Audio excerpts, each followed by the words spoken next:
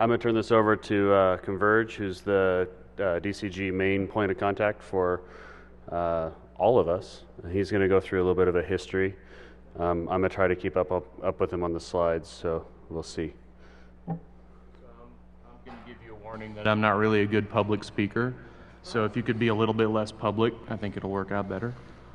Defcon groups is kind of an interesting thing.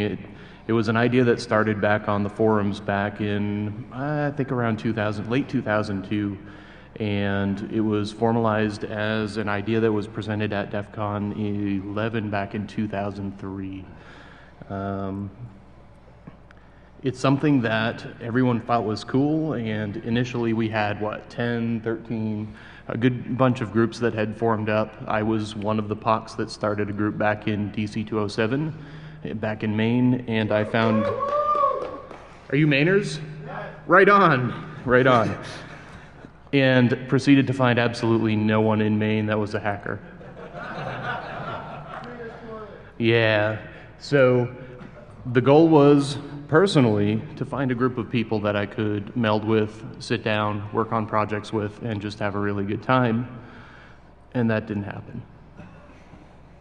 So I set off personally on my own venture across the country and found myself in Portland, Oregon, where I did find a bunch of hackers. And do we have 503 in the house? How many 503ers we have in here? There's one. I know there's at least two of us. And in Portland, we had a pretty decent group that met and, freaked out people at the coffee shop that we were at while we were drilling holes and shit and whatnot. But it kind of ebbed and flowed. People got busy, people worked, people had, personal lives, and I worked. I had personal life-ish. So I moved up to Seattle, and I've been a part of the Seattle crew for, a few years now. And the groups have existed for that time and have really been doing things autonomously. But the question has always been, what are the other groups actually doing? And it's still a question, what the heck are the groups actually doing? So around the time I was starting to ask that question, I was starting to realize, and many other folks were starting to realize, that the Defcon group's coordinator was MIA, which is kind of a problem if you're trying to coordinate something and the person who's doing it isn't there. And things go quiet. So groups aren't able to make updates, groups aren't able to say, hey, we're out here. Groups that disappear just disappear. And the list of groups that we had went completely out of sorts. When I took it on, there were over 170 groups. Afterwards, I think we're down to about 90. Out of the 170, over 100 of them just didn't respond. They were just inactive. So the 90 groups that we have now are strong. They're on a big-ass email list a nice big spreadsheet that I keep track of. But the question still remains, now that we know who's out there, what do we do?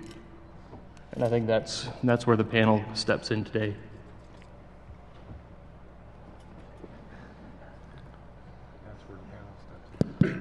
Okay, so we've got a group of point of contacts up here that are pretty diverse. I'm Anch. I'm point of contact for DC 503 out of Portland, Oregon. Right now, our membership is 3. But we died back in 2007, and we're starting to grow again. So we're starting to kind of ramp things back up again. We meet at a Hackerspace. It's pretty cool. As I call your name, kind of raise your hand so people know who you are. Black, he's right. DC 225. Word. What's up? Anarchy Angel and Inji Haro, they're DC 414. Represent. We've got Isaac and Ian for DC 9723. Represent. Yeah.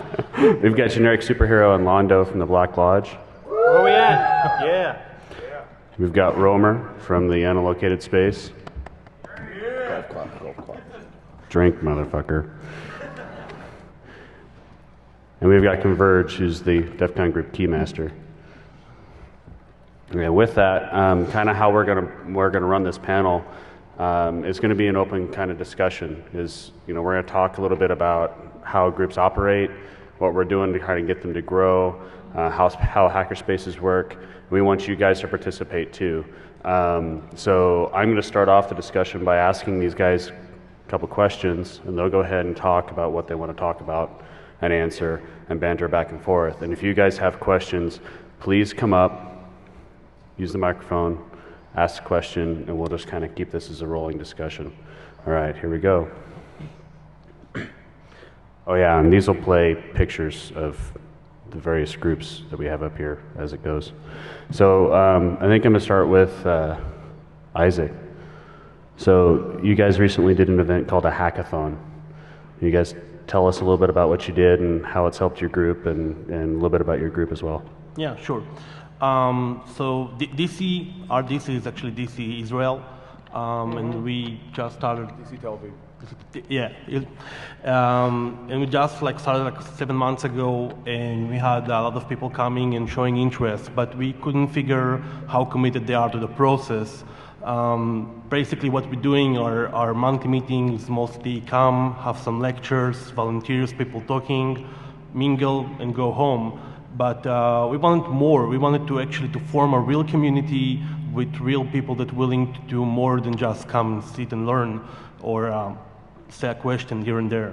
So the hackathon idea is basically have people together, hanged out in a place to do a project. So there isn't a predefined project. Everybody can suggest any idea. And the thing is to find another person who has the same interest, whether it's hardware hacking, software hacking, or out-of-the-box hacking, and just sit together and do something and try to push forward, try to find the time to do it, and then perhaps having a follow-up in our Defcon meetings, talk about it, raise more people to the project, and etc. So the first event that we had was 2 months ago. It was 5 hours.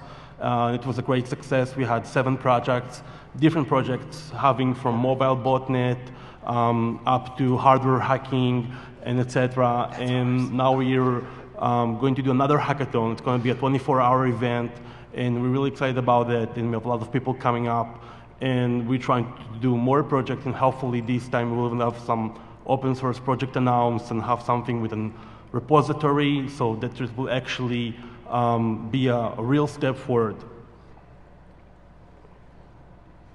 Thank you.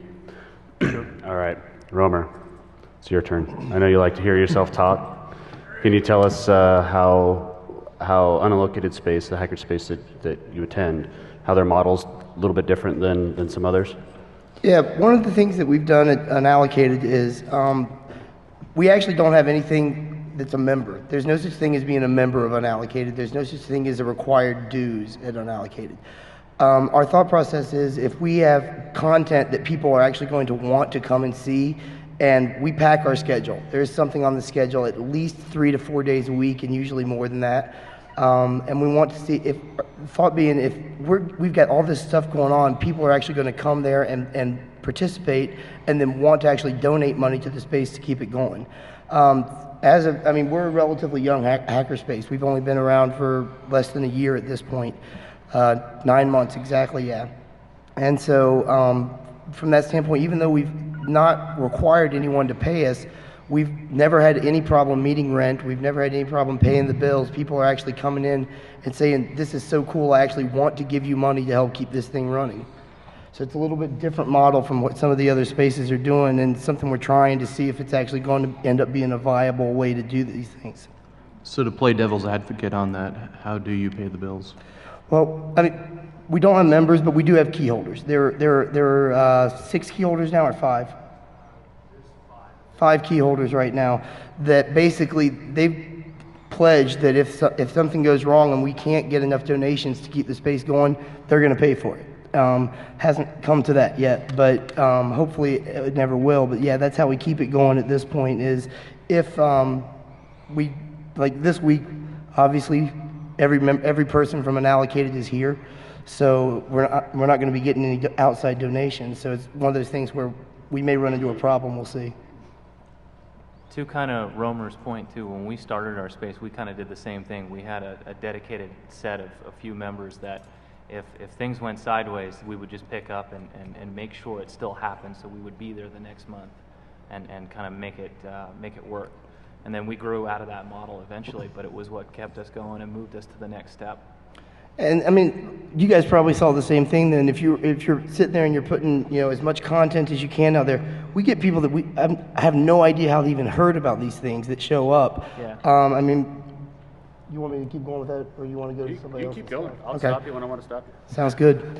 I mean, like one of the things we were actually just talking about outside when we were smoking is we do a lot of stuff through Twitter. We just, you know, I'll say, hey, I want to do something, let's go to Unallocated and do it. And people that live in our area will show up.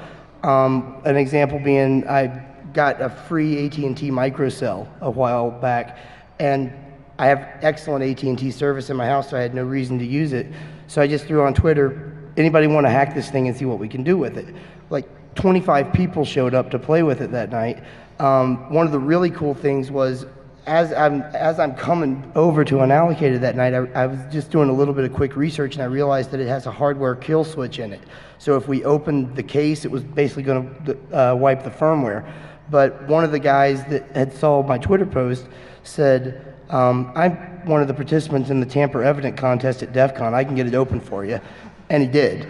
So, you know, I mean, stuff like that that's just really spur of the moment and really, you know, different and cool. And we had no idea what we were doing. I didn't have any clue how we were going to start. So when we all showed up, it was just, hey, who thinks we should start with looking at the network traffic? So we plugged it in and activated it and everything, and just went from there. And you know, we made some progress. We didn't get as far as we wanted to yet, but you know, I think those kind of activities that are a little bit different from the hey, it's lockpicking night are kind of cool for the spaces to have.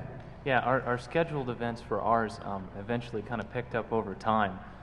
It wasn't really it was something we initially kind of drew for, but it was kind of the weird stuff that happened ad hocly, where we're all sitting on IRC like, let's go build something real quick, and we end up building something just really random, or we end up sitting at the space and going, hey, we're here, we've got some new gear coming in, you guys want to come over and mess with it.